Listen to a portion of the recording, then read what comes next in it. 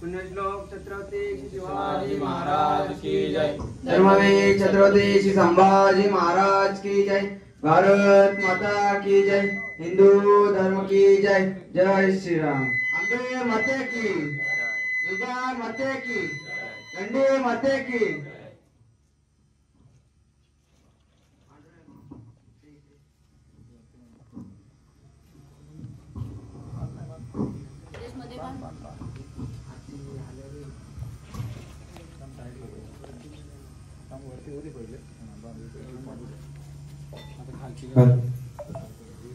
चला समस्त नडगाव ग्रामस्थ मंडळ लागली दुर्गा माता दौडला सुरुवात होत आहे, तरी सर्वांनी इथे आई गावदेवी मित्र मंडळ नडगाव या ठिकाणी उपस्थित राहायचे।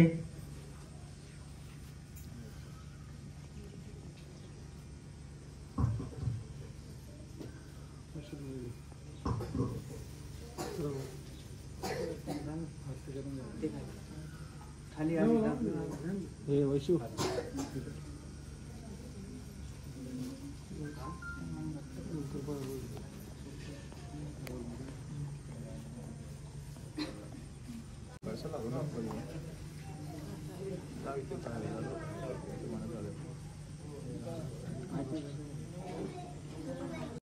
शिवाजी महाराज की जय।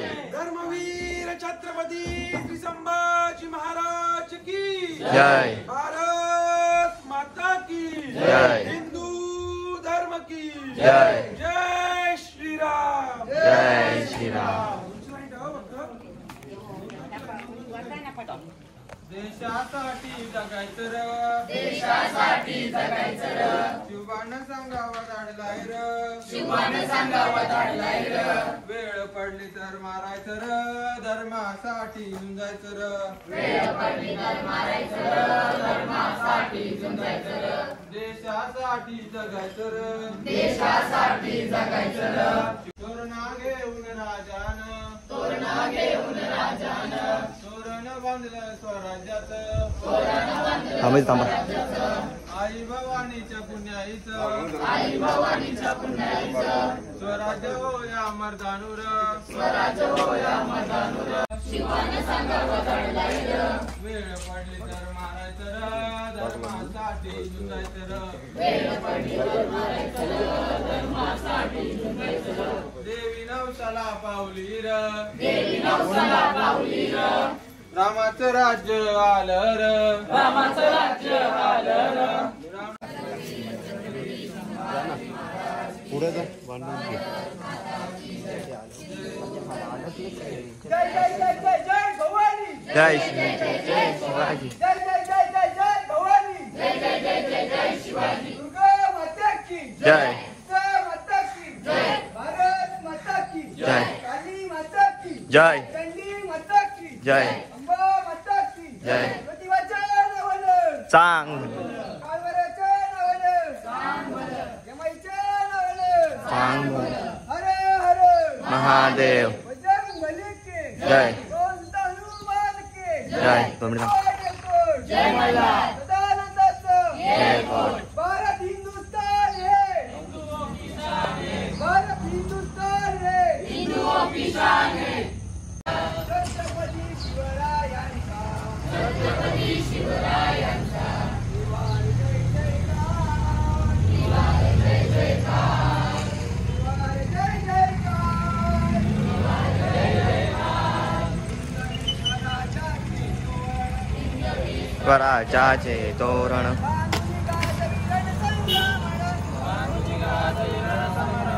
आई भवानी प्रसन्न होऊन, आई भवानी प्रसन्न होऊन, देई साक्षात्कार, देई साक्षात्कार, देई साक्षात्कार, देई साक्षात्कार, छत्रपती शिवरायांचा, छत्रपती शिवरायांचा दिवार जय जयकार, दिवार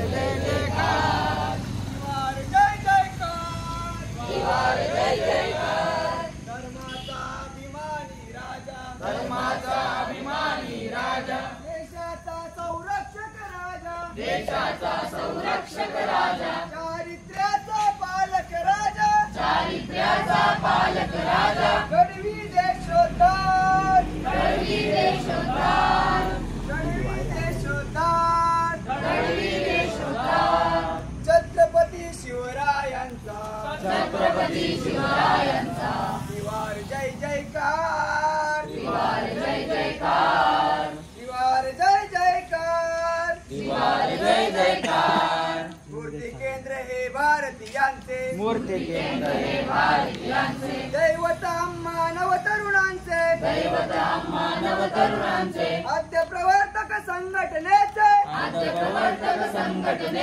सदा विजयी होणार सदा विजय होणार सदा विजयी होणार सदा विजय होणार छत्रपती शिवरायांचा छत्रपती शिवरायांचा शिवार जय जयकार शिवार जय जयकार शिवार जय जयकार शिवार जय जयकार प्रभात झाली शिवशाहीची प्रभात झाली शिवशाहीची जाणीव होई हिंदुत्वाची जाणीव होई हिंदुत्वाची घेऊ प्रतिज्ञा शिवदेयाची घेऊ प्रतिज्ञा शिवदेयाची नको आता माघार नको आता माघार नको आता माघार नको आता मागा छत्रपती शिवरायांचा छत्रपती शिवरायांचा जय जयकार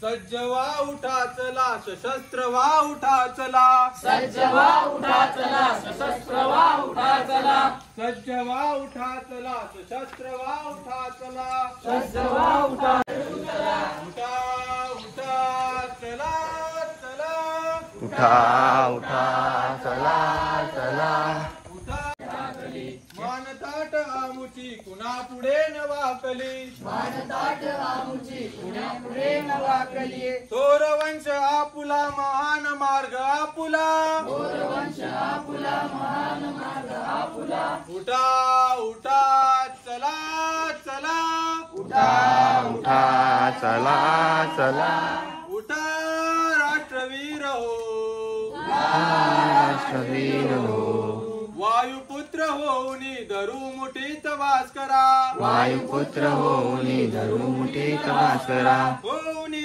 अगस्ती पिऊन टाकू सागरा होऊनी अगस्ती म्हणून टाकू सागरा मनुबाळ होऊनी रणात जिंकू मृत्यूला म्हणून बाळ होऊनी मनात जिंकू मृत्यूला उठा उठा चला चला उठा उठा चला चला उठा राष्ट्रवीर हो उठा राष्ट्रवीर हो चंद्रगुप्त वीर तो फिरून आज आठवू चंद्रगुप्त वीर तो फिरून आज आठवू शूरता शिवाजीची नसान सात साठवू शूरता शिवाजीची तसान साथ साठवू दिव्य ही परंपरा अखंड चालवू चला दिव्य ही परंपरा अखंड चालवू चला उठा उठा चला चला उठा उठा चला चला उठा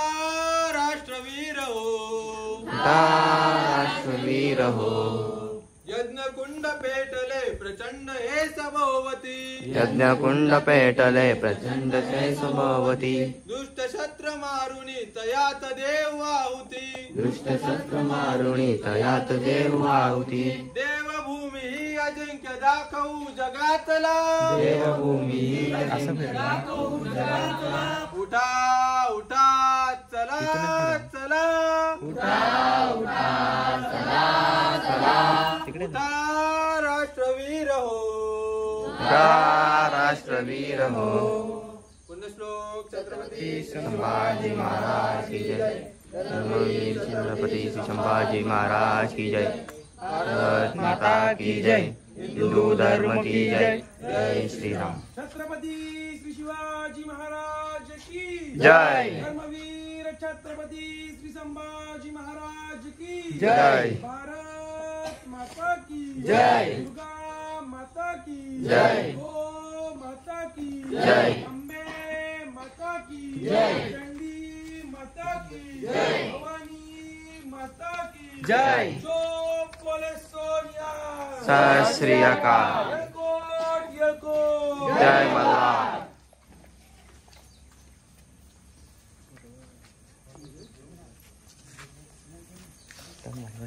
जागो तो एक बार हिंदू जागो रे एक बार हिंदू जागो रे जागो तो एक बार हिंदू जागो रे जागो तो एक बार हिंदू जागो रे जागो से जब वीर जागो से सब वीर शिवाजी शिवाजी भाग गए मुल्ला काजी भाग गए मुल्ला चमक उठी तलवार जागो जागो रे चमक उठी तलवार जागो जागो रे जागो तो एक बार हिंदू जागो रे जागो तो एक बार हिंदू जागो रे जागी थी झांसी की रानी जागी थी झांसी की रानी खूब लड़ी पर हार न मानी खूब लड़ी पर हार न मानी मचा दिया संग्राम जागो जागो रे मचा दिया संग्राम जागो जागो रे जागो तो एक बार हिंदू जागो रे जागो तो एक बार हिंदू जागो रे जागे थे जब प्रताप राणा जागे थे सब प्रताप राणा दिखा दिया रजपुतिया बाना दिखा दिया रजपुतिया बाना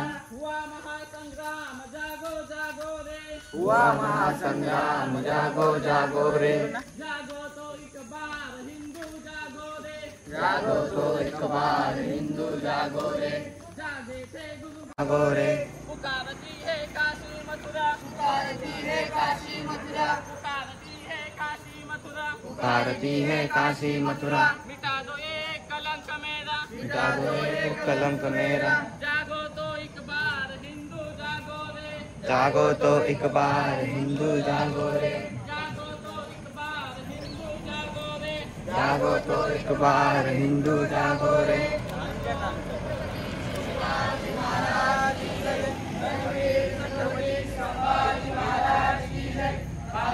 माता की जय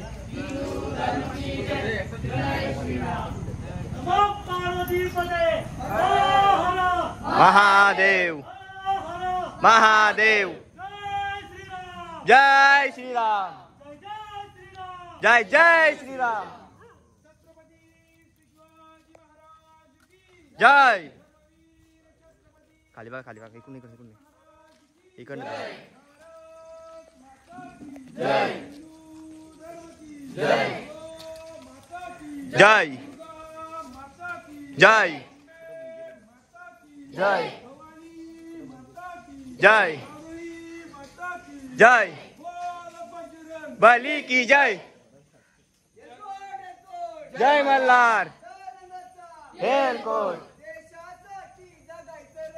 देशासाठी जगायचं र शिवबान सांगावं काढलाय र वेळ पडली तर मारायचं साठी झुंजायचं र देवधर्माची आण हाय बेईमान कोणी व्हायचं नाही आपलं इमान सोडायचं नाही आपलं विमान सोडायचं नाही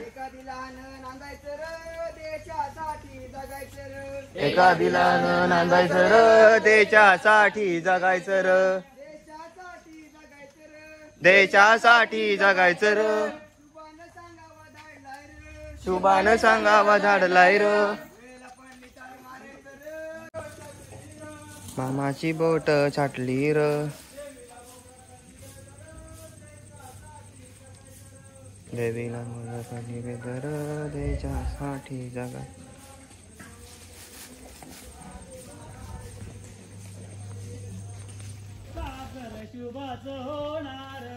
चाकर शुभाचं होणार निश्चय भगवे भूवर भडके शत्रूचे मन काळीज धडके मावळे आम्हीच लढणार चाकर शुभाचं होणार आम्ही गड्या डोंगरचं राहणार चाकर शुभाचं होणार आम्ही गड्या डोंगरचं राहणार चाकर शुभाचं होणार श्री शिवाजी महाराज की जय। धर्मवीर छत्रपति श्री संभाजी महाराज की जय। भारत माता की जय। हिंदू धर्म की जय। जय श्री राम। जब नगाड़ा बजी गया है, जब नगाड़ा बजी गया है, सरहद पर शैतान का, सरहद पर शैतान का, नक्शे पर से नाम मिटा दो, नक्षत्र पर से नाम मिटा दो, पापी पाकिस्तान का, पापी पाकिस्तान का। कभी इधर से कभी उधर से, कभी इधर से कभी उधर से, गुस्सा तो गुर्राता है, गुस्सा था गुर्राता है, तल जेलम की मधुरा रोको, रंग की मधुरा लोको, गंदे पाव लगाता है, गंदे पाव लगाता है। न्योता देता महादेव को, न्योता देता महादेव को, अपनी मौत बुलाता है, अपनी मौत बुलाता है। बोल रहा है अरब अरब जब, बोल रहा है अरब अरब जब, खुद ही पापी कुरान का, पापी कुरान का, नक्शे पर से नाम मिटा दो, नक्शे पर से नाम मिटा दो, पापी पाकिस्तान का, नक्शे पर से नाम मिटा दो, नक्शे पर से नाम मिटा दो, पापी पाकिस्तान का, पापी पाकिस्तान का। रायांचे नाव घेता शाहिस्तान पळाला, शरीर नदीला पूर येता पाणी आलं गळाला, शरू नदीला पूर येता पाणी, त्या पळाला, शिवरायांचे नाव घेता शाहिस्तान पळाला, शरीर नदीला पूर येता पाणी आलं गळाला, शरू नदीला पूर येता पाणी आले गळ्याला, संभाजीचे नाव घेता औरंग्या पळाला, संभाजीचे नाव घेता पळाला पळाला मैदान सोडून पळाला, पळाला पळाला मैदान सोडून पळाला,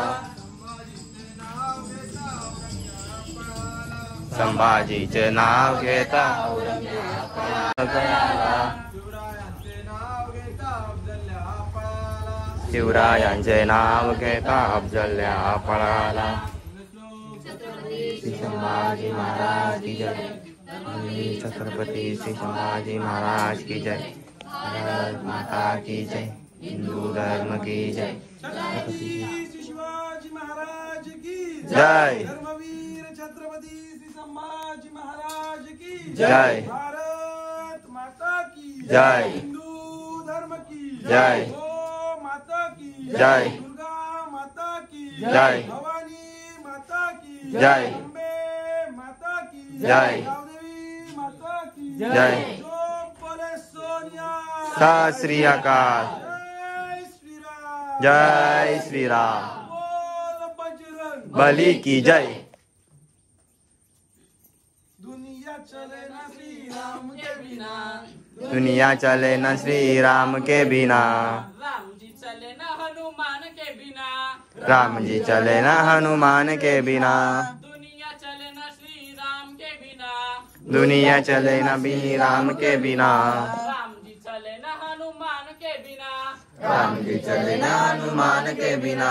बोलो श्री राम जय राम जय जय राम, बोलो श्री राम जय राम जय जय राम, बोलो श्री राम जय राम जय जय राम, बोलो श्री राम जय राम जय जय राम। सीता हरण की कहानी सुनो, सीता हरण की कहानी सुनो, बनवारी मेरी जुबानी सुनो, बनवाली मेरी जुबानी सुनो, सीता जी मिले न श्री राम के बिना, सीता जी मिले न श्री राम के बिना, पता चले न हनुमान के बिना, पता चले न हनुमान के बिना, दुनिया चले न श्री राम के बिना, दुनिया चले न श्री राम के बिना, राम जी चले न हनुमान के बिना, राम जी चले न हनुमान के बिना। बोलो श्री राम जय राम जय जय राम, बोलो श्री राम जय राम जय जय राम, बोलो श्री राम जय राम जय जय राम, बोलो श्री राम जय राम जय जय राम।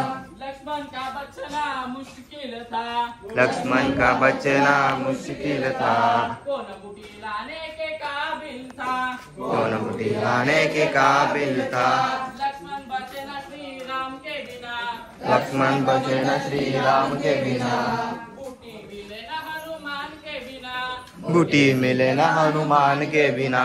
बोलो श्री राम जय राम जय जय राम। बोलो श्री राम जय राम जय जय राम। बोलो श्री राम जय राम जय जय राम। बोलो श्री राम जय राम जय जय राम। जब से मैंने रामायण पढ़ ली है, जब से मैंने रामायण पढ़ ली है, मैंने एक बात समझ ली है।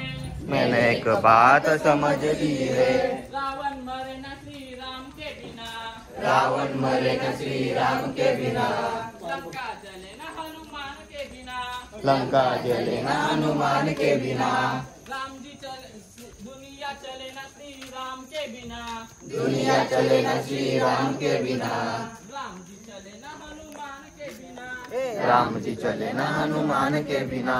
बोलो श्री राम जय राम जय जय राम। बोलो श्री राम जय राम जय जय राम। बोलो श्री राम जय राम जय जय राम। बोलो श्री राम जय राम जय जय राम। सिंहासन पे बैठे हैं सीताराम जी। सिंहासन पे बैठे हैं सीताराम जी। चरणों में बैठे हैं हनुमान जी।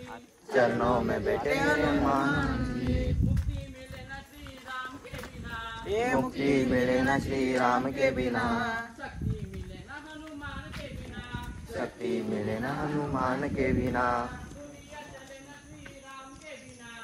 दुनिया चले न श्री राम के बिना। राम जी चले ना हनुमान के बिना। बोलो श्री राम जय राम जय जय राम। बोलो श्री राम जय राम जय जय राम। बोलो श्री राम जय राम जय जय राम। बोलो श्री राम जय राम जय जय राम। पुण्य श्लोक छत्रपति श्री संभाजी महाराज की जय। छत्रपति श्री शिवाजी महाराज की जय। भारत माता की जय। हिंदू धर्म की जय। जय श्री राम। शेत भीमाचं बैल भीमाचं जोडी किलारी अभि माझं बैल बी माझं जोडी किनारी. जोडी किलारी अगड जोडी किनारी. गाव भीमाचं कापून इथं खातो न्यारी रगड्या खातो न्यारी हे गाव माझं किती माझं खातो न्याहारी रगड्या खातो न्याहारी. गावामध्ये समजा आम्ही एक दिलाच गाव आम्ही समजा आम्ही एक दिलाच. कुठं बी असू हिंदू आम्ही एक गुणाच कुठं बी असो हिंदू आम्ही एक गुणाच. देऊळ राऊळ समद माझ्या सोन शिवारी देऊळ राव समज माझ्या सोन शिवारी. रगड्या सोन शिवारी रगड्या सोन शिवारी. शेत भीमाचं बैल भीमाचं जोडी किलारी जोडी किलारी शेत माझं जोड मी माझं जोड किलारी रगड्या जोड किलारी. गाव भीमाचं कापून इथं खातो न्यारी रगड्या खातो न्यारी हे गाव मी माझं माझं खातो न्याहारी रगड्या खातो. माझ्या परी किती गाडी हेच बोलती माझ्या खरी किती गडी हेच बोलती. बोलाला बी बोल तसं तसंच चालती बोलाला बी बोल तसं तसंच चालती. शिवाजीचं राम हे बरारी. शेत भीमाचं बैल भीमाचं जोडी किनारी रगड्या जोडी किनारी शेत बी माझं बैल बी माझं जोड किनारी. गाव भीमाचं कापून इथं खातो न्यारी रगड्या खातो न्यारी रगड्या खातो न्यारी संभाजी महाराज की जय छत्रपती संभाजी महाराज की जय भारत माता की जय हिंदू धर्म की जय जय श्री राम छत्रपती श्री शिवाजी महाराज की जय. धर्मवीर छत्रपती श्री संभाजी महाराज की जय. भारत माता की जय. हिंदू धर्म की जय. जय श्री राम. जय श्री राम. बोल बजरंग बली की जय. बोल बजरंग बली की जय. सेना चली रे सेना शेर शिवाजी की चली रे सेना चली रे सेना. शेर संभाजी की चली रे सेना चली रे सेना. शेर संभाजी की चली रे सेना चली रे सेना. पाकिस्तान पर बम गिरा दो. पाकिस्तान पर बम गिरा दो. जंगल लगा दो तोपे उड़ा दो. लगा दो तोपे उड़ा दो. पाकिस्तान में बारूद बिछा दो. मारो काटो मारो काटो मारो काटो मारो काटो गतीचे अंबर डोले डोले डोले डोले डोले डोले डोले पैरवी लागती चली रे सेना फिर शिवाजी की चली रे सेना चली रे सेना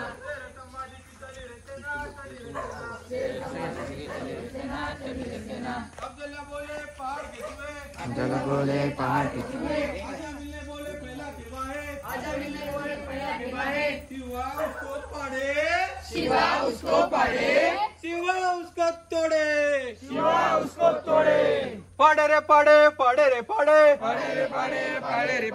तोड़े रे तोड़े तोड़े रे तोड़े तोड़े रे तोड़े पैर मिलाती चली रे सेना पैर मिलाती चली रे सेना चली रे सेना शेर शिवाजी की चली रे सेना शेर शिवाजी की चली रे सेना चली रे सेना शेर संभाजी की चली रे सेना चली रे सेना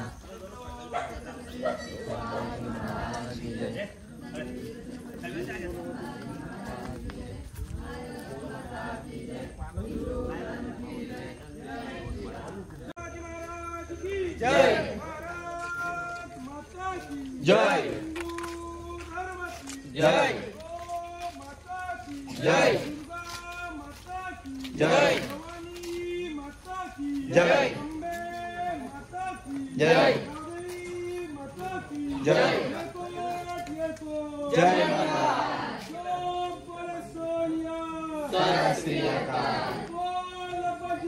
बलि की जय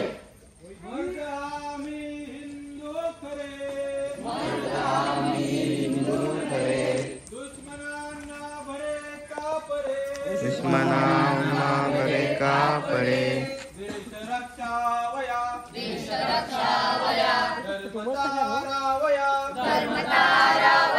कोण झुंजात मागे उरे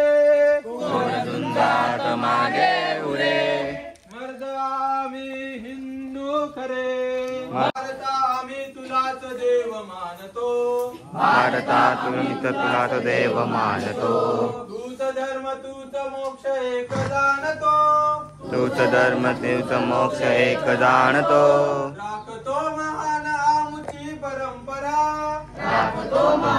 आमची परंपरा रक्त शिंपुनी पवित्र ठेवितो धरा रक्त शिंपुनी पवित्र केलं तो जरा याच भूमीवरी याच भूमेवरी प्राण गेला तरी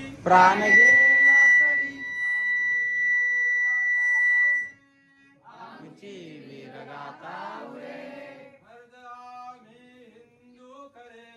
मर्द आम्ही हिंदू खरे दुश्मनांना भरे का परे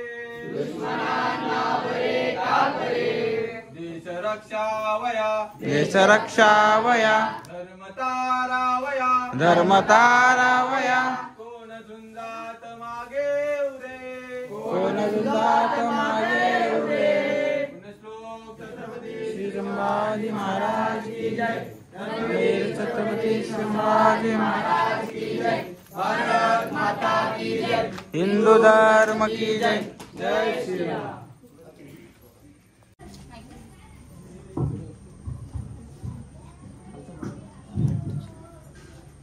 भगवा करात धरिला भगवा कडात धरिला कधी न सोडू हिंदुत्व शत्रू सगळे हुडको निगाडू शिव उपदेशाचे आमच्या नितकाळ जात रणकंदनी फडकवू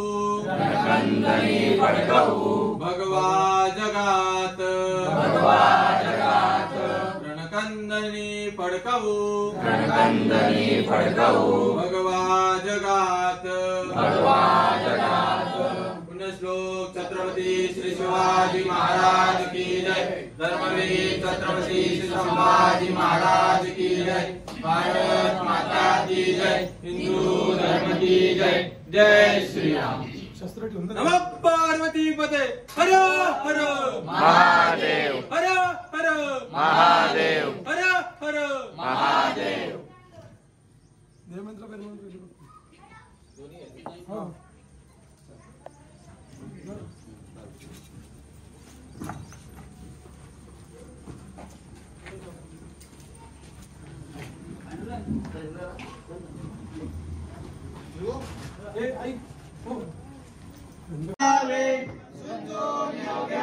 मारावे मारिता मारिता घ्यावे राजा आपले देशद्रोही तुके कुत्ते मारो निघालावे पडते देवदास पावतील पत्ते यदाती संशयो नाही देव मस्तकी धरावा अवघाची अल्कलोल करावा मुलुक बडवावा की बुडवावा धर्म संस्थापनेसाठी धर्म संस्थापनेसाठी धर्म संस्थापनेसाठी पुनश्चो छत्रपती शिवाजी महाराज की जय धर्मवीर छत्रपती संभाजी महाराज की जय भारत माता की जय हिंदू धर्म की जय जय श्रीराम शिवरायांचे आठवावे रूप शिवरायांचा आठवावा प्रताप शिवरायांचा आठवावा साक्षेप भूमंडळी शिवरायांचे कैसे बोलणे शिवरायांचे कैसे चालणे शिवरायांची सलगी देणे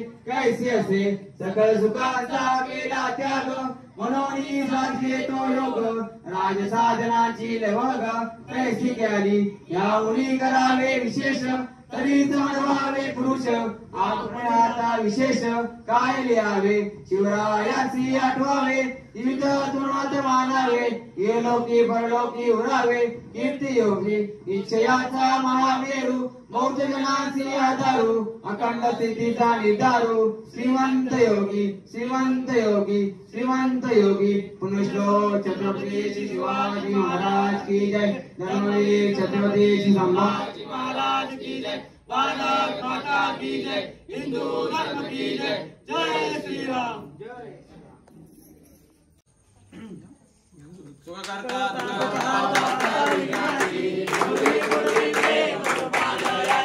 सर्वांगी सुंदर उषेंदुराची कंठी जळके माळ मुक्ता फळाची जय देव जय मंगल मूर्ती व श्री मंगल मूर्ती दर्शन मात्रे मान श्रावण मात्रे मान कामना पूर्ती जय देव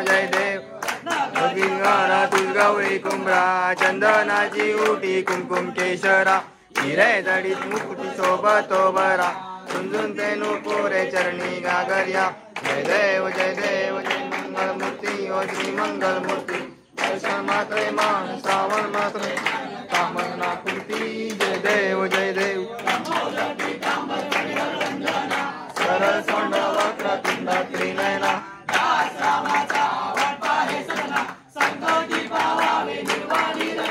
सुरवर वंदना जय देव मूर्ती ओ श्री मंगल मूर्ती दर्शन मात्रे मान श्रावण मात्रे मन कामना पूर्ती जय देव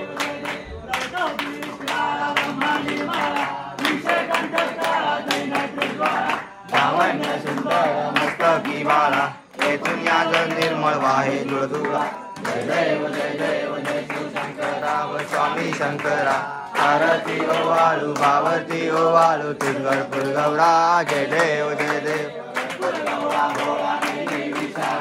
अर्धांगी पार्वती सुमनांच्या माळा तुमचे उतळण सुकंठ निळा ऐसा शंकर शोभे वरमाळा गळा जय देव जय श्री शंकरा व स्वामी शंकरा आरती ओ वाळू भावती ओ वाळू तुझवर पुरगौरा जय देव सागर मंथन ते गेले श्यामाचे अवचित हर सापडले ते तू असुरपण प्राशन केले नीळकंठ नाम प्रसिद्ध झाले जय देव श्री शंकरा व स्वामी शंकरा आरती ओ वाळू भावती ओ वाळू तुझवर पुरगौरा जय देव परिवंदन सुंदर मदनारी पंचामन मनमोहन सुखारी षटकोटीचे बीज वाचे उच्चारी अगुटी लक्रामदासा अंतरी जय देव श्री शंकरा व स्वामी शंकरा आरती ओ वाळू भावती ओ वाळू तुझवर पुरगौरा जय देव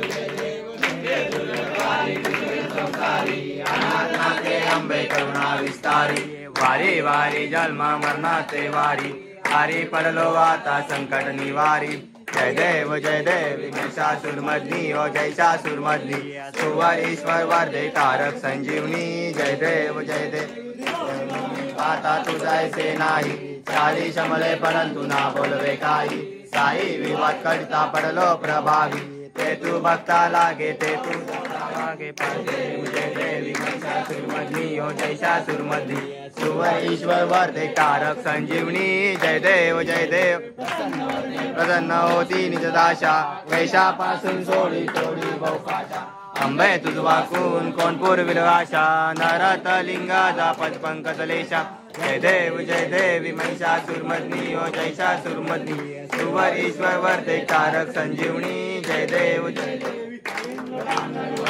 चरण डोळानी पाहिन रूप तुझे तमेव लिंगन आनंद पूजन भावे वाढीन मने नमा तमेव माता पिता तमेव बंधु सखा तमेव विद्या तमेव सर्वं ममेव देव कायेन वाचा मनसेन्द्रियर्वा भूतात्मा वा स्वभाव करोमि यज्ञं सकल परस्मै नारायणामि समर्पयामि अच्युतं केशवं ॐ नारायणं कृष्णदामोदरं वासुदेवं हरि श्रीधरं माधवं गोपिका वल्लभं जानकी नायकं रामचन्द्रं भजे हरे राम राम राम हरे हरे हरे कृष्ण कृष्ण कृष्ण हरे राम राम राम हरे हरे हरे कृष्ण कृष्ण कृष्ण हरे हरे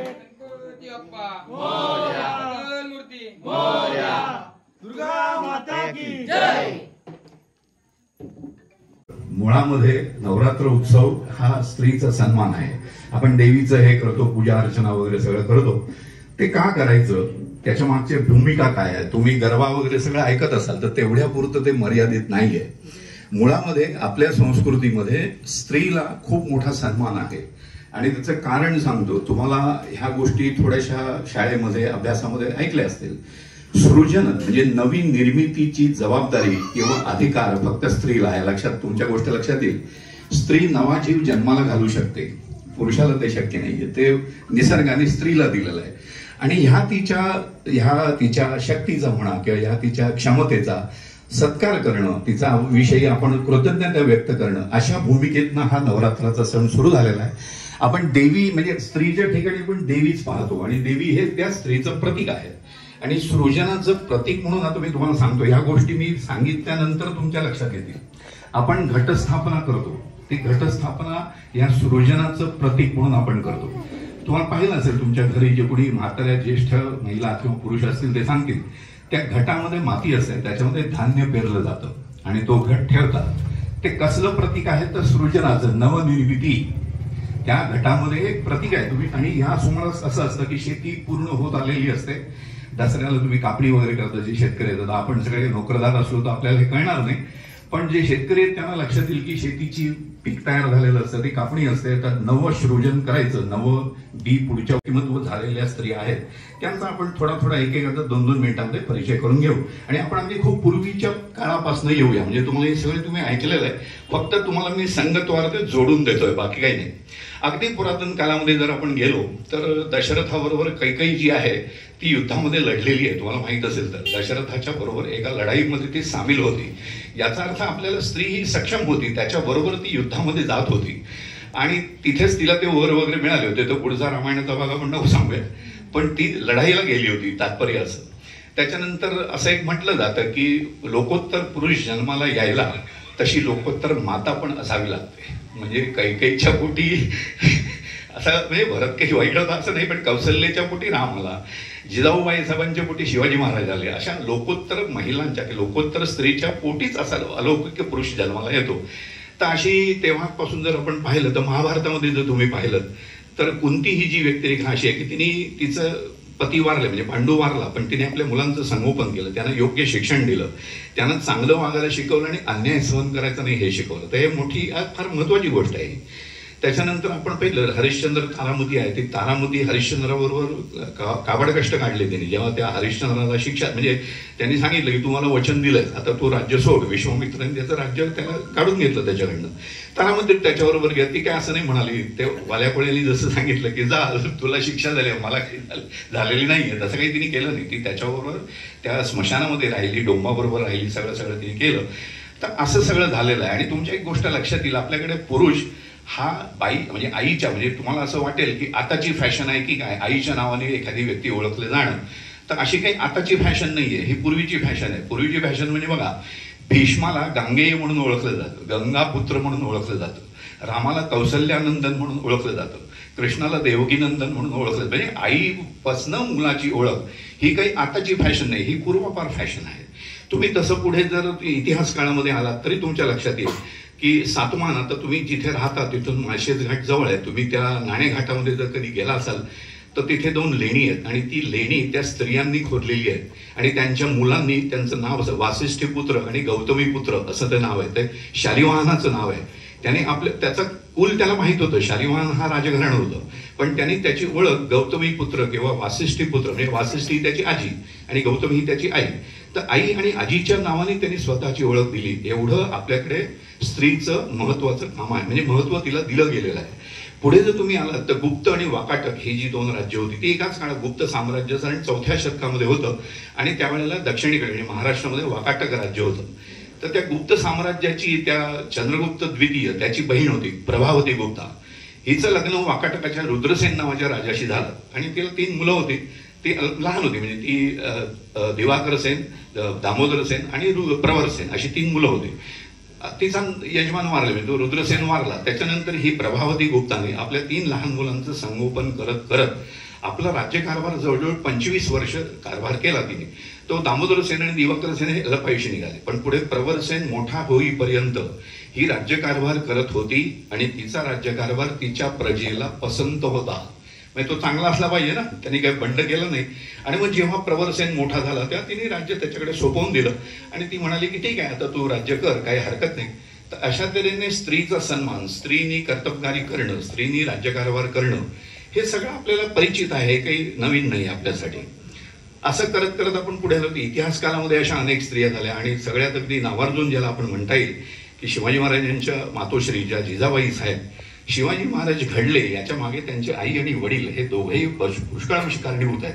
हे त्यांनी खूप प्रयत्न केले आणि म्हणून शिवाजी महाराजांना छोटी जहागीर का होईना एक पाया मिळाला.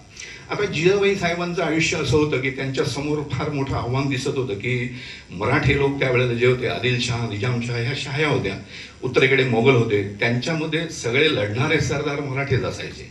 भोसले, जाधव हे जिजाबाईचं माहेरचं आणणं, भोसले हे शिवाजी महाराजांचं घराणं. त्याच्यामध्ये परिस्थिती अशी होती, जिजाबाईच्या समोर असं दिसत होतं की एका शहाकडनं माझा भाऊ लढतोय, एका शहाकडनं माझा धीर लढतोय, काय चाललंय काय, म्हणजे हा काही सारासार विवेक आहे की नाही आपल्याला, आपण कुणासाठी लढतोय. परकीय सत्तेचं इथे स्थापना व्हावी याच्याकरता आपण आपला जीव देतोय. म्हणजे तिचा भाऊ जो होता जाधवांचा जो मालोजी राजांच्या पुढे वगैरे, तो आणि तिचा दीर ह्यांची आपापसात लढाई, ते मारले गेले. एक आदिलशहाकडनं लढत होता, एक निजामशहाकडनं लढत होता. शहाजीराजे निजामशहाकडे होते आणि जाधव घराणं जे होते ते आदिलशहाकडे होतं. तर जिजाबाई बघते करी हे काय चाललंय काय, माझ्या रक्तामासाचे भावंड, माझी भाईबंद हे एकमेकांचा नरडीचा घोट घ्यायला, एकमेकांशी लढायला उद्युक्त होत आहेत. कोणाकरता? स्वतः करता नाही तर एखाद्या बादशाही सत्तेचा अंमल स्थिर करण्याकरता. तिने विचार केला की नाही, हे बदललं पाहिजे, हे काही खरं नाही, आपल्या देशामध्ये आपल्या देशाचं आपल्या धर्माचं राज्य पाहिजे. आणि मग शिवाजीची जडणघडण झाली. ही फार मोठं स्फुल्लिंग त्या जिजाबाई साहेबांनी त्या बाल शिवाजीच्या मनामध्ये पुरलं. बाकी सगळ्या कथा वगैरे सांगितल्या हे भाग सोडून द्या. शिवाजीचं कर्तृत्व यांनी कमी होतं असं नाही बरं का, म्हणजे जिजाबाईंनी सांगितलं म्हणून शिवाजीने राज्य स्थापन केलं असं नाही, त्याच्याकडे मुळामध्ये कर्तृत्व होतं. म्हणजे आता मला माझ्या आईने खूप काही शहाणं करायचा प्रयत्न केला, पण मी जर त्याला प्रतिसाद दिला नाही तर माझी आई काय करणार तर पाय. त्यामुळे शिवाजीकडे क्षमता होती, ही कोणी नाकारतच नाहीये, पण ती पार्श्वभूमी पण तशी लागते. आणि हळूहळू त्यांनी ते राज्य उभं केलं. आणि पुढे तुमच्या असं लक्षात येईल की जिजाबाईने ती जोपर्यंत शिवाजी लहान होता तोपर्यंत ती राज्यकारभार सुद्धा करत असे. जेव्हा ही जहागिरी पुण्याच्या जवळची, शहाजीच्या लक्षात आलं की ह्याला पुण्याच्या जवळ आपण ठेवूया, तिथे आपला प्रदेश आहे, आपली लोक आहेत, याचं संरक्षण करतील, राज्यकारभाराला किंवा राज्य निर्माण करायला अतिशय अनुकूल परिस्थिती आहे. तर ती अनुकूल परिस्थिती आहे तिथे ह्याला नेमलं. आणि तेव्हा जिजाबाई त्या प्रदेशाचा कारभार करत असे. कारभार म्हणजे यशस्वी कारभार करत असते. इथे आल्यानंतर तिने जहागिरीची व्यवस्था लावायला सुरुवात केली. जमिनीचं सगळं लोकांना, शेतकऱ्यांना हे करून दिलं. कारण जी सुलतानी अंमल होता त्याच्यामध्ये काय वाटेल ते व्हायचं. पिकं लुटून न्यायची, बायका पळून नेल्या जायच्या. म्हणजे ह्या तर सांगायला तुम्हाला फार वाईट वाटेल, पण ह्या घडलेल्या गोष्टी आहेत. तर तिने हे थांबवलं की नाही, माझ्या राज्यामध्ये संरक्षण पाहिजे, माझ्या महिलांना, माझ्या जनतेला संरक्षण पाहिजे, त्यांना शेती नीट करता आली पाहिजे. म्हणून तिने, तुम्हाला आठवत असेल चित्र आहे, सोन्याचा नांगर तिने फिरवला. तो सोन्याचा नांगर हे प्रतीक आहे. तिथे या शायांनी, सुलतानी राजवटींनी, ज्याला गाढवाचा नांगर म्हणतात ना, गाढवाचा नांगर म्हणजे गाव उजाड करणं, म्हणजे वस्ती बेशिराम करून टाकायची आणि गाढवाचा नांगर फिरवायचा. म्हणजे तिथे आता पुन्हा वस्ती होऊ शकत नाही याचा तो संदेश असतो जनतेला, की इथे तुम्ही काही कराल तर तुमची अवस्था ही अशी होईल. ह्याला आव्हान दिलं. आणि जिजाबाई आणि शिवाजींचं ते प्रतिकात्मक चित्र आहे. पहा, तुम्ही शिवनेरीला जर गेलात तर तिथेही ते चित्र आहे की ती नांगर ती धरते. तो कशा करता, तर तो सोन्याचा नांगर याचं लक्षण आहे की माझ्या प्रजेला मी आश्वासन देते आहे, तुम्ही इथे या, स्थायिक व्हा, तुमच्या संरक्षणाची, तुमच्या योगक्षेमाची जबाबदारी आम्ही घेतोय. आणि शिवाजीला त्यांनी तसं वाढवायला सुरुवात केली. न्यायनिवाडे होत असत, काही तंटे बखडे येत असत, त्यात सगळ्यात न्याय करत असे. मग जमीन महसूल वाढवला आणि असं करत करत संरक्षण देत ते सगळं आकाराला आणलं.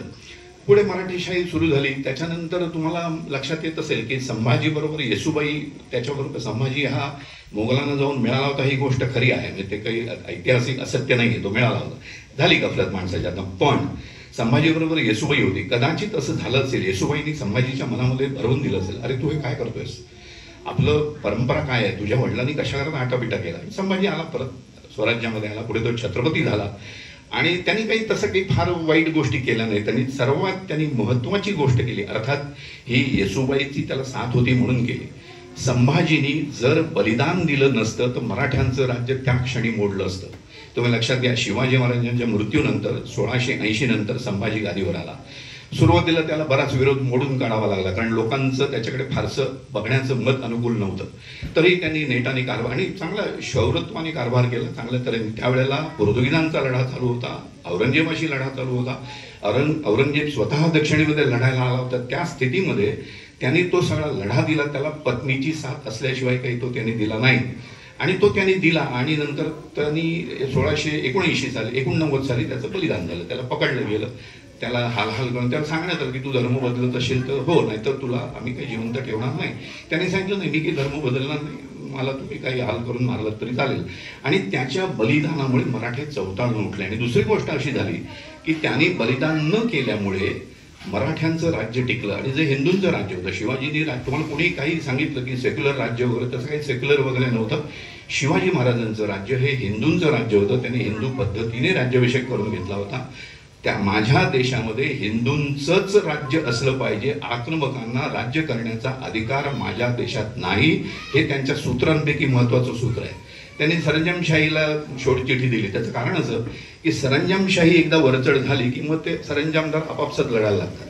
आणि देशाचं हित असतं ते सगळं बाजूला राहतं. आणि ते आपापसात लढायला लागले की मग त्या राज्याची काही फारशी काही उज्ज्वल त्याचं भविष्य असू शकत नाही. याच्यानंतर संभाजीच्या मृत्यूनंतर राजाराम गादीवर आला. राजारामांनी औरंगजेबाशी लढा चालू ठेवला. राजारामाचं निधन झालं. त्यानंतर ताराबाईची कारकीर्द खूप बोलकी आहे. ताराबाई ही स्त्री होती. तिने ती सूत्र हातामध्ये घेतली आणि पुढे 1707 पर्यंत, औरंगजेब मृत्यू होईपर्यंत ताराबाई लढत होती. आणि ताराबाईचं नेतृत्व त्यावेळचे मराठा सरदार मान्य करत होते. म्हणजे तिच्या नेतृत्वाखाली लढा चालू होता आणि मराठेशाही टिकली. पुढे शाहू, म्हणजे औरंगजेब जेव्हा गेला, औरंगजेबाच्या मुलांनी मुअज्जमने शाहूची सुटका केली. येसूबाईला मात्र तो घेऊन गेला पोलीस म्हणून, की हा काही गडबड करेल तर तुझी आई माझ्या ताब्यामध्ये आहे. त्यामुळे येसूबाई त्याच्याबरोबर दिल्लीला नेलं होतं तिला. याला सोडून दिलं. आणि त्याला अपेक्षा अशी होती की यांच्यात दुफळी माजेल. आणि तसं झालं. पण सुदैवाने ते सगळं स्थिर झालं. मराठ्यांचं राज्य पुढे चालू राहिलं. तर ही ताराबाई जी मी म्हटलं की तिने चांगल्यापैकी लढा दिला. हा लढा सामान्य कर्तृत्वाच्या व्यक्तीला देता येत नाही, कारण बलाढ्य शत्रू समोर आपल्या सगळ्या सरदारांना एकत्र ठेवायचं, आपलं राज्य टिकवायचं, ही काही गोष्ट साधी नाही. पुढे मराठेशाहीमध्ये अशा अनेक स्त्रिया झाल्या. त्याच्यापैकी अहिल्याबाई होळकर हे एक नाव फार महत्वाचं आहे. अहिल्याबाई होळकर ह्या चोंडी म्हणून अहमदनगर जिल्ह्यामध्ये गाव आहे, तिथला यांचा जन्म आहे. आणि त्यांची किस्सा असा सांगतात की लहानपणी अशी ती खेळत होती तर पेशवे, बाजीराव पेशवे आणि मल्हारराव होळकर त्यांचे सरदार होते ते. तर त्या गावामध्ये काही कारणाने मुक्कामाला थांबले होते. म्हणजे ते छावणी पडली होती. तर तिथे सेवा जी द्यायची, म्हणजे आता ती राजकीय लोकांची छावणी पडली, त्यांना काही चहा पाणी जेवण खाण व्यवस्था अशी मदत करायला त्या चोंडी गावाचं जे हे होळकर जे होते, होळकर ती सून म्हणजे अहिल्याबाई, तिची घरातली लोक हे करत होते, तर ती मदत करत होती ना. 9-10 वर्षाची मुलगी त्यावेळेला याच वयामध्ये लग्न व्हायची, तर तुम्ही काही आश्चर्य करून घेऊ नका, त्यावेळेला या वयात लग्न होत असत. तर ती खूप चुणचुणीत मुलगी मदत करते, त्यांना काय हवं नको ते बघते. तर बाजीरावांनी सांगितलं मल्हाररावांना, अरे हिला तुमची सून करून घ्या, कर्तबगार दिसते. आणि खरंच ते सिद्ध झालं, ते शब्द खरे ठरले. मग त्यांनी तिला सून करून घेतलं आणि मल्हाररावांनी अहिल्याबाईंना सर्व प्रकारचं शिक्षण दिलं. म्हणजे राजकीय शिक्षण दिलं, राज्यकारभार कसा करायचा, न्यायव्यवस्था कशी करायची, महसूल कसा करायचा, शेतकऱ्यांना कसं पीक वगैरे काही झालं पाहिजे, आणि उद्योगाला कसं हे घ्यायचं, न्यायबुद्धी कशी ठेवायची, लढाईचं शिक्षण दिलं होतं. अहिल्याबाई स्वतः लढाईच्या ह्याच्यावरती आघाडीवरती लढत असे. तर हे सर्वांगीण व्यक्तिमत्व, तिने अतिशय फार मोठं कार्य केलेलं आहे. त्या कार्याची फार मोठी यादी आहे. म्हणजे तिने नद्यांना जागोजागी घाट बांधले. ते घाट अशा करता बांधले की पूर आला, आपल्याला इथे कल्पना नाही आहे, पण पूर आला की नदीचं पाणी खूप वर चढतं आणि शेतांमध्ये घुसतं आणि सगळे नासधूस होते. तसे पायऱ्यांनी तुम्हाला इथे जवळ दिसत असेल, काही ठिकाणी घाट बांधलेला असतो, असं बांधकाम केलेलं असतं की नदीचं पाणी त्याला अडतं आणि जमिनीची धूप होत नाही, वाहून जात नाही काय. तर तिने अनेक ठिकाणी असे घाट बांधलेले आहेत. तिथे कसाऱ्याजवळ तिने बांधलेली एक विहीर आहे, अहिल्याबाईंनी बांधलेली एक विहीर आहे. तिथे शिलालेख आहे, तिचा ते कोरलेलं आहे की ही केव्हा बांधली वगैरे सगळं माहिती तिथे दिली. लोकांची पाण्याची सोय आणि हे जे घाट आणि पाणी ही जी सोय होती, याच्यामध्ये फार मोठी दूरदृष्टी होती की जेव्हा सैन्य पुढे आक्रमण करून जाईल किंवा काही युद्धाचा प्रसंग येईल, तेव्हा त्या सैन्याला पाण्याचा पुरवठा, अन्नधान्याचा पुरवठा, याची रसद ज्याला आपण म्हणतो, ती रसद उपलब्ध असली पाहिजे. याच्याकरता जागोजागी हे सगळं केलं होतं. तिची न्यायबुद्धी अतिशय एकदम निपक्ष ज्याला म्हणतो अशी होती. तिच्या मुलांनी सुद्धा जेव्हा गुन्हा केला तेव्हा तिने त्याला जी काही त्या न्यायाप्रमाणे कठोर शिक्षा आहे ती दिली.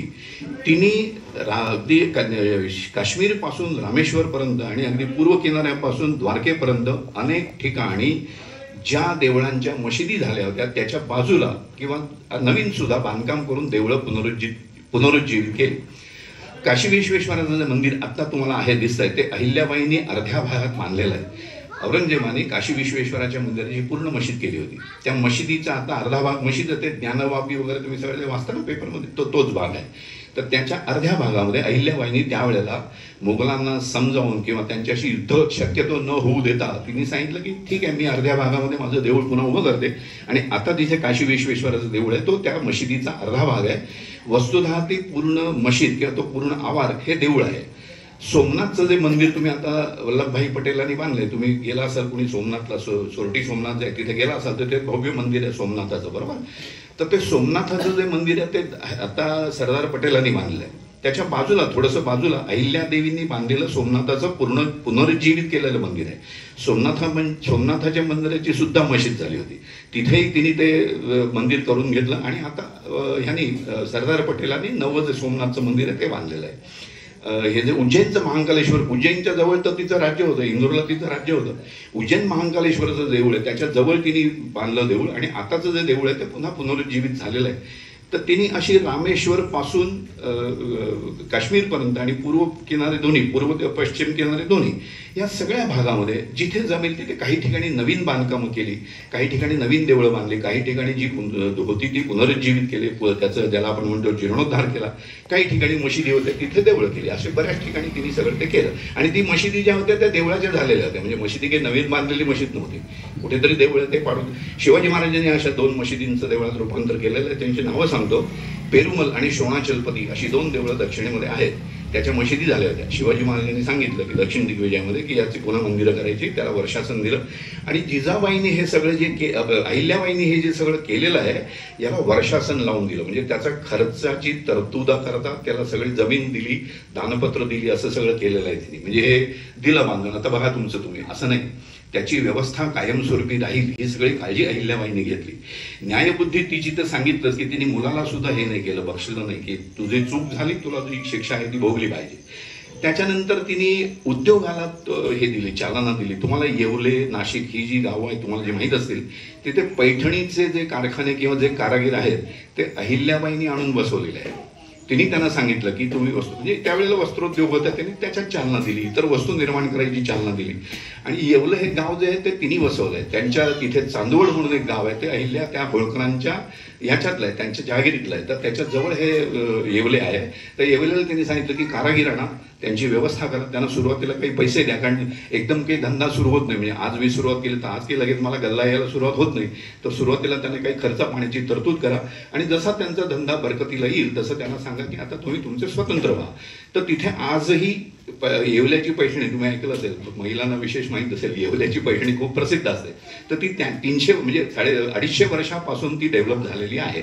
आणि असं तिचं कार्य होतं, शिक्षणामध्ये होतं. तिने वेगवेगळ्या प्रकारचे म्हणजे इतर जी ट्रेड आपण ज्याला म्हणतो त्यावेळेला जी होती ती शस्त्रास्त्रांचं शिक्षण द्यायला सुरुवात केली, तरुण होतकरू मुलांना सैन्यामध्ये घेऊन असं सगळं तिने केलं. पेशव्याने तिने सांगितलं की तुम्ही आमच्याकडे केवळ सरदार आणि आश्रित म्हणून पाहू नका, तर आम्ही तुमच्या खांद्याला खांदा लावून तुमच्या या सगळ्या राज्यकारभारामध्ये सहभागी होणारे लोक आहोत, अशा दृष्टीने तुम्ही आमच्याकडे पहा. पुढे इंग्रजी आक्रमण झालं वगैरे. आपल्या संवेदना किती बोथट असतात याचं मी तुम्हाला उदाहरण देतो. तुम्हाला मुंबई माहिती आहे, साष्टी बेट, बरोबर? तर ज्या वेळेला म्हणजे ह्याच्याविषयी आपल्या लोकांना काही समजत नाही, ते कसं असतं ते सांगतो. पोर्तुगालच्या राजकन्येचं इंग्लंडच्या, ही 1660 सालची गोष्ट आहे, म्हणजे शिवाजी महाराज असतानाची गोष्ट. आणि त्या व्यक्तीने शिवाजी महाराजांचं कसं जागरूकता आहे त्याचंही उदाहरण याच्यामध्ये देतो. तर कॅथरीन ब्रेगांझा अशी पोर्तुगालची राजकन्या होती, तिचं लग्न इंग्लंडच्या राजपुत्राशी चार्ल्सशी झालं. त्या लग्नामध्ये आंदण म्हणून साष्टी बेट पोर्तुगीजांनी इंग्रजांना आंदण हुंडा म्हणून दिलं.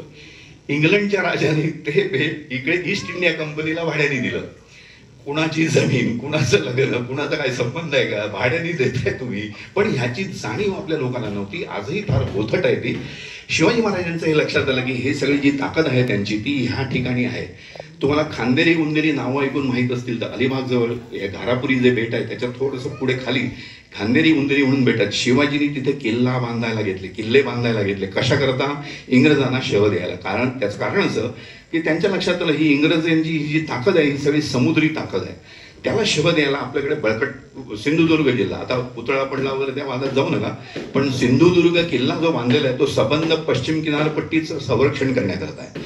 जंजिरा किल्ला शिवाजी महाराजांनी जिंकायचा प्रयत्न केला, संभाजीनी केला, पण तो जिंकला गेला नाही, तो पुढे इंग्रजांनी जिंकला मोगलांकडनं. तर हे सगळं लक्ष शिवाजीचं ह्या किनाऱ्यावरती होतं. सांगायचं तात्पर्य असं, आपली जमीन कोणीतरी भलताच कोणाला तरी आंदण देतो त्याचं आपल्याला काही वाटत नाही. हा किती म्हणजे ही राजकीय अदूरदर्शित्व किती आहे पराकुटीचं, तर तसा असता कामा नये. तसं आपण पुढे इंग्रजी काळामध्ये आलो तर जसं पूर्वीपासून ही जी विद्याभ्यास याची जी परंपरा आपल्याकडे होती, तुम्ही जर तुमचे कोणी ज्येष्ठ कोणी गुरुजी वगैरे असतील तर त्यांना विचारा, वेदांमध्ये केवळ पुरुषांनीच केलेली सूक्त किंवा ऋचा नाही, तर स्त्रियांनी केलेली सुद्धा सूक्त आहेत. आपल्याकडे ज्या ब्रह्मवादिनी म्हणतात, म्हणजे ब्रह्मज्ञान हे काही पुरुषांची मुक्तेदारी नाही, तर स्त्रिया सुद्धा त्याच्यामध्ये आपली कामगिरी करत असत. त्यांनी ऋचा रचलेल्या आहेत, त्यांनी सूक्त रचलेली आहेत आणि त्यांना पुरुषां एवढाच सन्मान आहे. सांगायचा मुद्दा असा आहे की स्त्रीला आपल्याकडे पुरुषाच्या बरोबरीने सन्मान आहे. उलट तिला मी जे मगाशी सांगितलं, सृजनाची जी शक्ती तिला दिलेली आहे त्याच्याबद्दल तिचा सन्मान अधिक प्रमाणात केला जातो. पुढे आपण स्वातंत्र्याच्या काळामध्ये म्हणजे इंग्रजांच्या राजवटीमध्ये आलो तर आपल्याकडे विद्वान स्त्रिया नव्हत्या असं नाही. आता तुम्हाला अगदी जवळच्यातली नावं सांगायची तर आनंदीबाई जोशी हे तुम्हाला नाव माहीत असेल, डॉक्टर, पहिली भारतातली डॉक्टर झालेली महिला. तर ह्या आनंदीबाई जोशी कल्याणच्या होत्या. त्यांच्या नवऱ्याने हट्टाने त्यांना सांगितलं की त्यांच्या लक्षात आलं की महिलांना कुचंबणा होते, कारण महिला त्यावेळेला फार गंभीर परिस्थिती होती. महिला आपली तब्येत दाखवत नसत पुरुषांना, कारण काही समजा गंभीर आजार असेल तर तो पुरुष कसा काय तपासणार. तर त्यांच्याही गोष्ट लक्षात आली की स्त्री डॉक्टर असली पाहिजे की जी मोकळेपणाने ती महिला तिच्या आजाराची गोष्ट त्या डॉक्टरजवळ बोलू शकेल. तेव्हा आपल्या महिला डॉक्टर झाल्या पाहिजेत. आणि त्यावेळेला ही 1880 सालची गोष्ट आहे. त्यावेळेला ह्या आनंदीबाई जोशी काय 18-20 वर्षाच्या होत्या. त्या अमेरिकेला गेल्या, पेनिसिल्वानिया, तिथे त्या राहिल्या, शिकल्या, MD झाल्या, तिथून परत आल्या. दुर्दैवाने त्या पुढे काही फार जगल्या नाही, पण त्यानंतर ती परंपरा सुरू झाली. सावित्रीबाई फुले तुम्हाला माहिती आहे, महात्मा फुले आणि त्यांची पत्नी, त्यांनी स्त्री शिक्षण म्हणजे आता तसं मुंबईमध्ये सुद्धा तुम्हाला बाळशास्त्री जांभेकर हे जर माहीत असतील, त्यांनी ह्या स्त्री शिक्षणाकरता हे केलं. त्याच्यानंतर हे जे VT स्टेशन ज्यांनी बांधलेलं आहे, हे जे जगन्नाथ शंकर शेठ यांनी मुलींकरता मुंबईमध्ये शाळा उघडली होती सावित्रीबाईंच्या बरोबरच, म्हणजे त्याच्यात मागे पुढे 5-6 महिन्यामध्ये. सावित्रीबाईंनी पुण्याला भिडे नावाच्या एक ग्रस्तांचा वाडा घेतला फुल्याने, आणि भिड्यांनी सांगितलं की तुम्ही स्त्री शिक्षण देणार असाल तर माझा वाडा तुम्हाला वापरायला माझी हरकत, म्हणजे मोफत आहे. त्या ज्या सावित्रीबाई होत्या त्यांनी खूप कष्ट सहन केले, कारण त्यावेळेला लोकांना सहन होणारं नव्हतं. महिला शिकते म्हणजे काय, पण तो काळ तसाच होता, त्याला काही इलाज नाही. पुढे त्या सावित्रीबाईंनी स्वतः त्या शिकल्या, महिलांना शिकवलं आणि आपली सगळी शिक्षणाची कवाडं जी आहेत ती महिलांना उघडी करून दिली. रमाबाई रानडे तुम्ही नाव ऐकलं असेल तर, हे महादेव गोविंद रानडे जे होते त्यांची पत्नी, त्या इंग्रजी शिकल्या. रानड्यांनी त्यांना इंग्रजी शिकवलं आणि त्यांना असं सांगितलं की तुम्हाला आधुनिक विज्ञानाची ओळख करून घ्यायची असेल तर तुम्हाला इंग्रजी शिकणं भाग आहे. तुमची भाषा तर तुम्ही शिकाल, तुमची परंपरा तुम्ही शिकाल, पण जगामध्ये समजा तुम्हाला तुमची परंपरा सांगायची आहे, त्यांना काही आपली भाषा कळते, त्यामुळे आपलं मोठेपण त्यांना सांगायचं असेल तर ते त्यांना त्यांच्या भाषेत सांगावं लागेल, नाही तर ते मान्य करणार नाही. म्हणून त्या इंग्रजी शिकल्या आणि त्यांच्याकडनं पंडिता रामाबाई, हे जर तुम्ही नाव ऐकलं असेल, त्या पंडिता रामाबाई संस्कृतच्या पंडिता होत्या, पण त्यांना इंग्रजी येत नव्हतं. रमाबाई रानड्यांनी त्यांना इंग्रजी शिकवलेलं आहे. आणि मग त्या रमाबाई रानड्यांचं काळ शारदा सदन तुम्हाला नाव ऐकून, त्यांच्यासारखं मी माझ्या पुढच्या पिढीला घडवायचा प्रयत्न करीन, माझ्या मुलांना मी तसं व्हायचा प्रयत्न करीन. आणि मग ते मूल सांगणारच नाही ही माझी आई आहे. तुम्हाला माहिती आहे डोंबिवलीला एक घटना घडली, भाजी विक्रेती महिला, पेपरला आलेली गोष्ट बरं काही, भाजी विक्रेत्या महिलाचा मुलगा CA झाला, पेपरला आलेला आहे, फोटो आलाय. त्या मुलांनी पहिलं जाऊन काय केलं तर आईला भेटला की तुझ्यामुळे मी ती लिटरली, म्हणजे अगदी अतिशयोक्ती नाही, रस्त्यामध्ये भाजीच्या टोपल्या लावून भाजी विकते. आता त्या माऊलीचं कर्तृत्व केवढं मोठा विचार करा. तिने तो CA झाला आणि आता तो चांगला आईचं नाव काढेल तो, तर त्यांनी पहिल्यांदा जाऊन आईला सांगितले तुझ्या या कष्टांमुळे मी इथपर्यंत आलोय. तर हे जे काही आपलं बाळकडू आहे, हे जे काही त्या महिलेची जबाबदारी आहे, ही त्याच्याकडे त्या स्त्री शक्तीच्या निमित्ताने वळवायचं. आणि आपण जे काही घडवणार आहोत चांगल्या, म्हणजे पुरुषच नाही, मुलगी सुद्धा, म्हणजे चांगली मुलगी घडवणं आणखीन जास्त चांगलं आहे. त्याचं कारण असं, चांगली मुलगी तिच्या पुढे चांगली मुलं घडवते.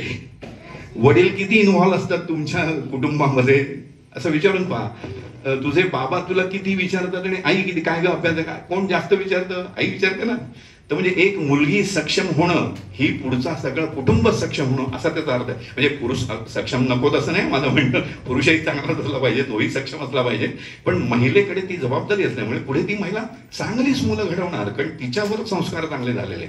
तर नवरात्राच्या निमित्ताने तुम्हाला थोडं बोर केलं असेल मी, पण हे आवश्यक आहे. आजकालची परिस्थिती अतिशय गंभीर आहे.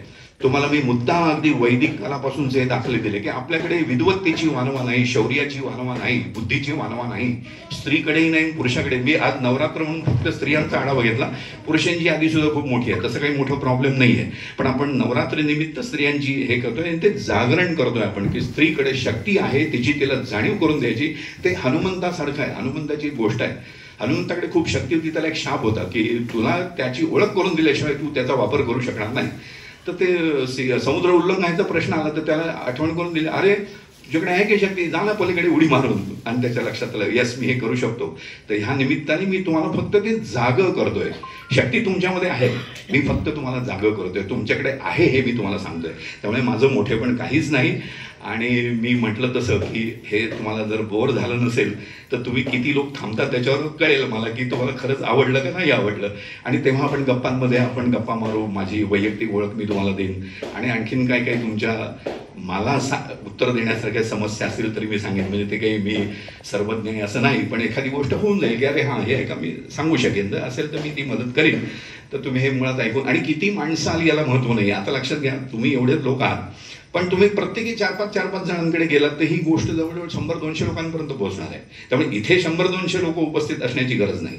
फक्त तुम्हाला हे पटलं की हो हे जे सांगतायत हे बरोबर आहे, समजा नाही काही बोलतो काही तसं काही गरज नाही आहे, बघू आपण काय होईल ते, तर गोष्ट सोडून द्या. पण तुम्हाला जर हे पटलं तर तुम्ही ते 5 सांगाल, ते 5 जणांना सांगतील, असं करत ती संख्या वाढवत न्यायची आहे.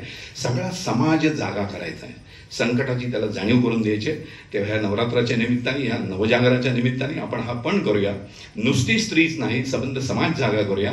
आणि त्या समाजाला धारण करणारी स्त्री आहे तिच्याकडेही आपण आदराने आणि त्या सगळ्या दृष्टीने बघूया, असं तुम्हाला एक आवाहन करून मी माझं भाषण थांबवतो. फार तुम्ही कंटाळल्याच्या आधी कुठे थांबायचं हे कळलं पाहिजे. खेचत राहिला काय तुम्हाला काही बोलता येणार नाही, बोलतोय त्याला थांबवायचं कसं, तर ह्या ठिकाणी मी थांबतोय. बाकी वैयक्तिक पातळीवर आपण गप्पा मारू, त्याला काही प्रॉब्लेम नाही. मला अशी आशा आहे की माझं जे काही थोडंसं बोजड काय जे असेल ते तुम्ही गोड मानून घेतलं असेल, आणि काही नसेल कळलं तर तुमच्या ज्येष्ठ लोकांकडनं त्यांना विचार. मी सांगितलेल्या गोष्टी कुठेही माझ्या पोतडीतल्या नाहीत. तुम्ही तुमच्या घरातल्या ज्येष्ठ व्यक्तीला विचारलं ते हो हे असं आहे आपल्याकडे आहे, अरे मग मला सांगितलं का नाही आजपर्यंत. तर त्यांच्याशी संवाद साधा आणि त्यांच्याकडनंही माहिती, त्यांनाही आदर वाटतो. माझा नातू माझा मुलगा मला विचारतो काहीतरी, नाही तर गेला ऑफिसला आला की जेवायला वाट असं नाही. त्यांच्याशी संवाद असला पाहिजे. तर तो संवाद साधा आणि हे सगळं तुम्हाला जमेल, काय अशक्य नाही आहे. तर असं सगळं तुम्हाला शुभेच्छा देऊन नवरात्रीच्या पुन्हा एकदा शुभेच्छा. सुंदर चांगला नवरात्रोत्सव करा, जास्तीत जास्त लोकांना सामील करून घ्या, असं तुम्हाला शुभेच्छा देऊन मी माझं बोलणं थांबवतो. नमस्कार. पाहिजे आणि इतकी जी परंपरा चालू आहे म्हणजे सरांनी सातवाहन काळापासून ते आतापर्यंत आजच्या दिवसापर्यंत प्रत्येक महिलेचा आणि कर्तृत्वान महिलेचा इकडे उल्लेख केलेला आहे. तर एक थोडं धार्मिक याच्यात जात नाही किंवा त्या गोष्टी टाळल्याच पाहिजेत, पण खरोखर या गोष्टीचा अभिमान वाटतो की अशा संस्कृतीमध्ये आणि अशा धर्मामध्ये जन्म घेतलाय की जिकडे स्त्री ही देवीचं रूप म्हणून आपण मंदिरात पूजन तिचं करतो की नाही की तिला एका कपड्यामध्ये बांधून ठेवतो म्हणून. तर त्या गोष्टीचा खूप अभिमान वाटतो आणि ती जाणीव प्रत्येकामध्ये सरांनी करून दिली. याच्या व्यतिरिक्त सरांचं खगोलशास्त्रीय आणि वैज्ञानिक कार्यशाळांचं ते आयोजन करतात आणि त्यामध्ये मार्गदर्शक आहे. म्हणजे अगदीच इंग्लिश भाषेमध्ये सांगायला तर स्टार गेझिंग आणि सायन्स या सगळ्या गोष्टींमध्ये त्यांचं मार्गदर्शन असतं. त्याच्या व्यतिरिक्त ग्रहांच्या युती, चंद्राच्या कक्षेतले जे काही बदल घडतात म्हणजे ओव्हरऑल सर्व खगोलशास्त्र आणि या सगळ्या बाबतीत त्यांचं नॉलेज आणि या सगळ्या गोष्टी आहेत. आणि त्याला धरून जे काही इतिहासामध्ये ज्या काही गोष्टी झाल्या त्याच्यावरती सर मार्गदर्शन करत असतात. खरोखर खूप चांगलं वाटलं. आणि याच्यानंतर जो काही एक विशेष उल्लेख म्हणजे आम्ही या वर्षीपासून जो काही आपलं शहापूरला शिवतीर्थ आहे तिथे आपण असं करतो की मोस्टली ज्या काही स्त्रियांच्या पुण्यतिथी जयंती ज्या काही येतात त्यांना किमान त्यांचं फोटो ठेवून प्रतिमा ठेवून त्याचं पूजन झालं पाहिजे असा आपला आग्रह असतो. आणि यावर्षी आपण अहिल्यादेवी होळकरांची पुण्यतिथी साजरी केलेली. तर पुढच्या वेळेस आम्ही शिवतीर्थ नित्यपूजन समूह आणि शिवप्रतिष्ठान हिंदुस्थानकडनं याचा 100% प्रयत्न करू की अहिल्यादेवींच्या जयंतीला किंवा पुण्यतिथीला फक्त अहिल्यादेवींवरती सरांना मार्गदर्शन करायला बोलूयात की जे उत्तम आणि सगळ्यात महत्वाचा कार्यक्रम असेल. कारण शिवाजी महाराज, संभाजी महाराज किंवा हे जे काही महान पुरुष मंडळी आहेत त्यांच्याबद्दल अनेक कर्तृत्व सांगणारे अनेक व्याख्याते किंवा वक्ते आहेत, पण महिलांचं जे योगदान आहे ते सांगायला सुद्धा कोणतरी असलं पाहिजे. कारण शेवटी एका महापुरुषाचा जन्म सुद्धा आईच्या गर्भातूनच झालाय, महिलेकडनं झालेला आहे. त्याच्यामुळे तुर्तास आता मी पण काही जास्त खेचत नाही किंवा जास्त बोलणार नाही, पण मी सुद्धा तुर्तास थांबतो. पुढचं तर एका दुर्गा माता दौडीचं जे काही शेड्यूल आहे ते प्रत्येकाच्या व्हॉट्सअप ग्रुपमध्ये येत आहे. ते सुद्धा आज तुमच्यापर्यंत पोहोचलं जाईल की उद्या दौड कुठे आहे. त्यानंतर विजयादशमीला शहापूरमध्ये महादौडीचं नियोजन आहे की जो काही आपला मूळ उद्देश आहे की आपल्याला आपले संघटित करायचे. स्पष्ट बोलायचं झालं तर आपल्याला फक्त हिंदू संघटित करायचंय, त्यांना धरून ठेवायचंय. तर या सगळ्या गोष्टीसाठी महादौडीचं जे काही नियोजन आहे त्याला सगळ्यात जास्तीत जास्त नडगाव ग्रामस्थांनी उपस्थित राहायची विनंती करतो आणि आपल्या आजच्या वक्त्यांना फुल न फुलाची पाकळी म्हणून त्यांचा आभार व्यक्त करावं असं ग्रामस्थ मंडळाला विनंती करतो. अध्यक्ष काका तुम्ही आणि मी एक गमतीची गोष्ट सांगतो. अलेक्झांडर माहिती ना, सिकंदर, त्याच्या वस्तूंचं प्रदर्शन होतं आणि म्हणजे ह्याने जो उल्लेख केला ना की मला राग वगैरे नाही, माझी ओळख माझी ओळख माझ्या बोलण्यातून होईल, माझी ओळख वेगळी करून द्यायची गरज नाही, आपलं कर्तृत्व लोकांना कळलं की ती ओळख झाली. तर सिकंदराला असं सांगितलं की इथे तुझ्या वस्तू ठेवलेल्या आहेत. तर त्यांनी सांगितलं की इथे तुमचा पुतळा नाहीये. तो म्हणतो बरं झालं, माझा पुतळा ठेवून हा कोणाचा पुतळा असं कोणीतरी विचारण्यापेक्षा माझा पुतळा का नाही हे विचारलेलं मला जास्त आवडेल. अरे यांची ही ओळख राहिली, ही जास्त चांगली ओळख आहे. अरे ती नाही माझी ओळख बाबा, मी अभ्यासक आहे, मी काही शास्त्रज्ञ नाही, त्यामुळे माझा पुतळा नाही आहे अशी आठवण लोकांना होणं ही जास्त चांगली गोष्ट आहे. हा कुणाचा पुतळा असं सांगण्यापेक्षा गमतीने सांगितलं.